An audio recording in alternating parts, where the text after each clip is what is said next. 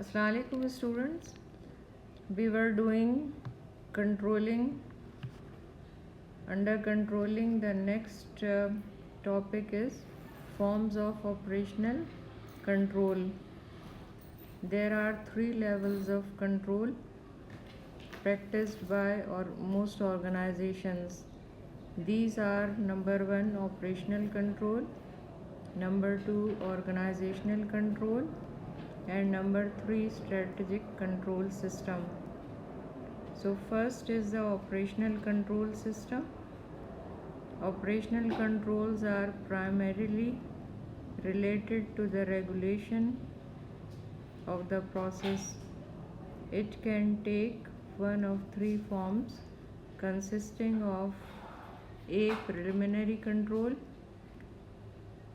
B. Screening control, and C. Post-action control. A. The preliminary control. Preliminary control attempts to monitor quality or quantity of financial, physical, human and information sources before they actually become part of the system. The preliminary control involves the regulation for inputs to ensure that these meet standards necessary for transformation process. These are also called steering control, pre-control, or preventive control. A pharmaceutical firm that hires only graduate pharmacists at supervisor level after several interviews and other selection criteria has been satisfied to control the quality of human resource entering the organization. Similarly, organizations often take steps to control material inputs, financial and information resources as they enter the system. For example, some pharmaceutical industries refuse to accept raw material of certain origin. B is screening control. The screening control is also called yes-no control, yes-no control, or concurrent control. Screening control involves the regulation of ongoing activity, that is the part of transformational process, to ensure that they conform to organizational standards. It relies on feedback process during the transformation process.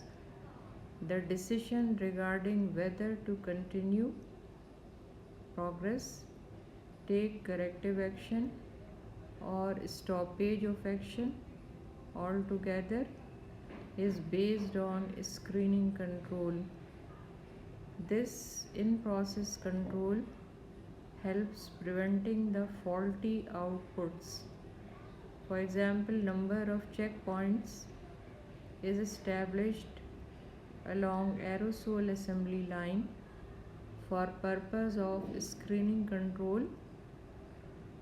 As the product moves along the line, it is periodically checked to ensure that all of the components assembled so far are working properly.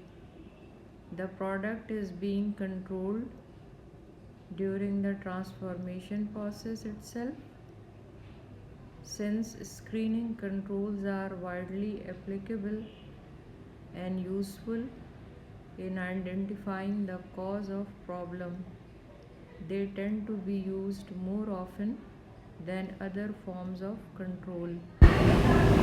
Nearly all processes in pharmaceutical industries require an effective screening control to produce product of high quality.